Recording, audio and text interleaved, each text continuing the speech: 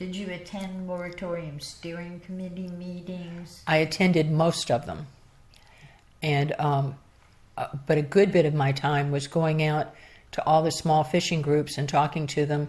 And fisheries vary so much from the Virginia line to South Carolina line that each one has unique problems and situations and sometimes gear differences.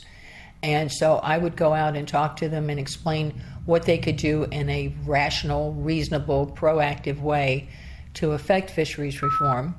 And then I would ask them what their top 3 priorities were, what things they could live with and what things that was just going to do them in. And there was only one common denominator from north to south, and that is no matter what they do, if they don't take care of habitat and water quality, we will have no fisheries. And so that was a major thing that we pushed. Were fishermen frightened, fearful of this review of fisheries management? Yes. They were afraid that if there was already discussions about putting a cap on the number of licenses, which is what would have put value on them as far as selling your license to someone else. And they were afraid that their children would be shut out of the fisheries, that they wouldn't be able to get in there. The older men who were only fishing part-time or wanted to feel like they could start fishing again at any time if they got out were concerned about keeping their licenses if they had to show a certain amount of poundage a year. And there were concerns about gear limitations and whether just removing some of the gear was going to shut them out of fisheries. And then, of course, the talk about turtle excluder devices and things like that. You had mentioned a little bit ago that in meetings and discussions with fishermen, environmental issues seem to be, the importance of those seem to be a common denominator.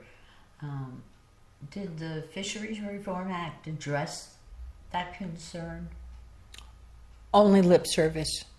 When the idea of habitat and water quality protection plans was brought up, everybody at the table agreed with it. I mean, it was just a no-brainer. And in fact, it's probably the only point that everyone agreed on. And by the time the bill got to markup in the General Assembly, and that's when the final version's been written and all the stakeholders are brought in to review it for the language before it's actually filed.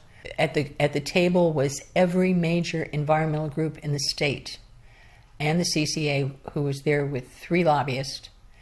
And when we got to the part about the habitat and water quality protection plans, that they were to be developed and implemented, there was no effective date.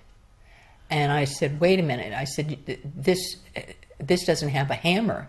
There's nothing in here to make this happen. It just says there shall be, it could be 200 years from now. And there was absolute silence at that table. No one would speak up and say anything.